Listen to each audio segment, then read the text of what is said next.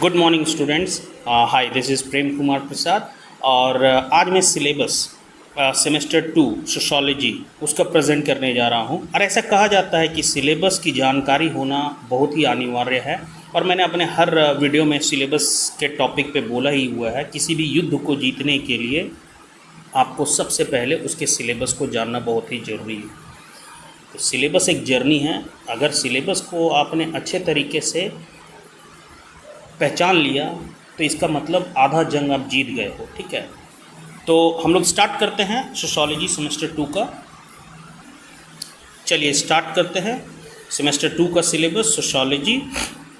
इसमें 2 यूनिट आप लोगों को पढ़ने हैं। पहला यूनिट है जनरल सोशोलॉजी, जिसमें आप लोगों को Indian society and culture, Bharatiya Samaj और संस्कृति के बारे में जानना बहुत ही ज़रूरी है। वैसे भी अगर आप किसी भी स्ट्रीम से हो, आर्ट्स हो, साइंस है, कॉमर्स है, आर्ट्स में डिफरेंट सब्जेक्ट्स हैं, आपको भारतीय समाज के बारे में जानना बहुत ही ज़रूरी है।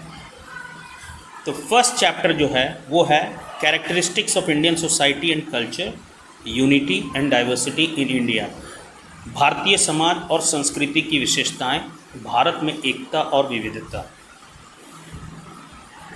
सेकेंड चैप्टर है the textual and the field view in Indian society, significance of field views, interface between the present and the past, Bharatiya Samaj में ग्रंथनिष्ठ और क्षेत्रनिष्ठ दृष्टिकोण, क्षेत्रनिष्ठ दृष्टिकोण का महत्व, अतीत और वर्तमान का अंतर संबंध। इन सब के बारे में मैं डिटेल में बताऊंगा।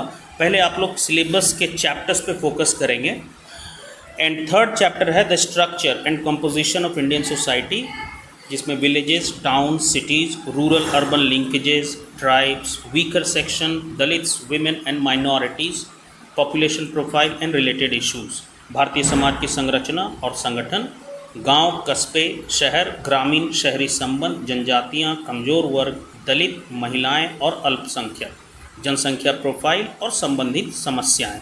तो पहले चैप्टर में आप लोगों को भारतीय समाज और इसकी संस्कृति के बारे में पढ़ना है। हम लोग जिस समाज में रहते हैं, अमूमन ये होता है कि हम लोग अपने समाज की संस्कृति के बारे में जानते हैं, but India from Kashmir to Kanyakumari, from north east to west, ये बहुत ही डाइवर्स है। यहाँ की संस्कृति बहुत ही डिफरेंट टाइप की है, बहुत ही ज़्यादा विविधता है, बहुत ही ज़्यादा डाइवर्सिटी है। तो हम लोगों को हर एक दृष्टिकोण से इनकी संस्कृति और भारतीय समाज के बारे में जानना बहुत ही ज़रूरी है।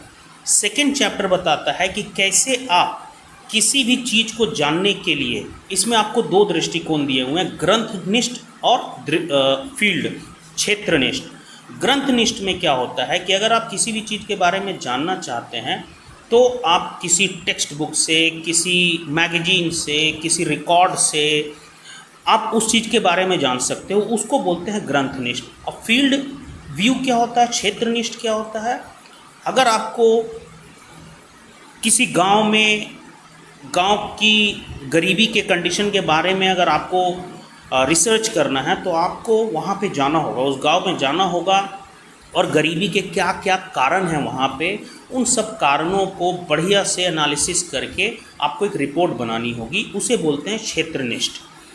अब आते हैं थर्ड जो है भारतीय समाज की संरचना और संगठन। हम लोग जान ही रहे हैं कि गांव है, कस्बा है, शहर है, तो इन लोगों की सोसाइटी का स्ट्रक्चर, इन लोगों की संरचना कैसी है, गांव में कैसे लोग रहते हैं, शहर में कैसे रहते हैं, किस तरीके से आज गांव और शहर में डिफरेंसेस हैं, गांव का लाइफस्टाइल क्या है, शहर का लाइफस्टाइल क्या है, इन सब के बारे में हम लोग थर्ड चैप्टर में जानेंगे। अब आते हैं यूनिट 2, बेसिक सोशोलॉजिकल कॉन्सेप्ट्स, समाजशास्त्र की मूल अवधारणाएं। इसमें आप लोगों को कल्चर, संस्कृति का मतलब, अर्थ, विशेषताएं, उसके प्रकार, संस्कृति और व्यक्तित्व, संस्कृति और सभ्यता के बारे में जानना है। Culture, meaning, characteristics, types, culture and personality, culture and civilisation. And second chapter social stratification, meaning, basic types, importance, caste and class, सामाजिक स्तरीकरण, अर्थ, मूल प्रकार, महत्व, जाति और वर्ग। इसमें ज़्यादातर क्वेश्चन सोशल स्ट्रैटिफिकेशन से बनते हैं, सामाजिक स्तरीकरण। मुझे पता है बहुत लोगों के लिए वर्ड थोड़ा सा नया होगा, खासकर रूरल स्टूडेंट्स के लिए, तो इसका सिंप्लीफिकेशन मैं कर दूंगा। सामाजिक स्तरीकरण, इसका मतलब सिंपल अगर आप लोग अपने दिमाग में रखना चाहते हो, समाज में किस तरीके से बंटवारा, तो ये बंटवारा किस किस क्षेत्र में, इसके बेसिस क्या हैं, क्यों बंटवारा है, एक तरह से आप लोग ये समझ सकते हो। ठीक है, क्लास है, कास्ट है, रिलीजन है, स्टेटस है, तो इन सब चीज़ों के कारण समाज में स्तरीकरण होता है। अब आते हैं थर्ड चैप्टर की तरफ। तो थर्ड चैप्टर है सोशल चेंज, सामाजिक परिवर्तन। इसमें भी आप लोगों को इसके डेफिनेशन, परिभाषा, कैरेक्टरिस्टिक्स, विशेषताएं, फैक्टर्स, कारक, प्रोग्रेस एंड डेवलपमेंट, प्रगति और विकास, थ्योरीज ऑफ सोशल चेंज, सामाजिक परिवर्तन के सिद्धांत। तो इनमें सिद्धांत में से ये क्वेश्चन पूछा जाता है, किसी पर्टिकुलर कार्ल मार्क्स हो गया, मैक्स वेबर हो गया, दुर्खिम हो गया, इन सब के सामाजिक सिद्धांत के बारे में पूछा जाता है। फोर्थ है सोशल मोबिलिटी, सामाजिक गतिशीलता, डेफिनेशन, टाइप्स एंड फैक्टर्स, परिभाषा, प्रकार और कारक। नाउ नेक्स्ट है सोशल कंट्रोल, सामाजिक नियंत्रण, उसके भी परिभाषा और विशेषताएं। सोशल कंट्रोल, सामाजिक नियंत्रण क्यों जरूरी है, इसका महत्व क्या है, इसके मीन्स एंड एजेंसीज क्या हैं, इसके एजेंट कौन कौन हो सकते हैं जो समाज में लोगों को नियंत्रण रख सके, इन सब चीज़ों के बारे में आप लोग को फिफ्थ चैप्टर में पढ़ना है। सिक्स्थ है socialisation, definition, types and factors, समाजीकरण, परिभाषा, प्रकार और कारक। So thank you for listening to the syllabus. So मोटा मोटी आप लोगों को यूनिट 1 में 3 और यूनिट 2 में 6 चैप्टर्स पढ़ने हैं, और ये बहुत ही रेलिवेंट है, ये बेस है। अगर आप इन सब चीज़ों के बारे में जान गए तो आप लोगों को सोशोलॉजी बहुत ही आसान लगेगी और समाज को देखने का एक बेहतर आइडिया आप लोगों के दिमाग में होगा। Thank you very much, and I would like you all to subscribe my channel and share it to all your friends, because मैं अब ये पूरा सीरीज़ लेके आने वाला हूँ।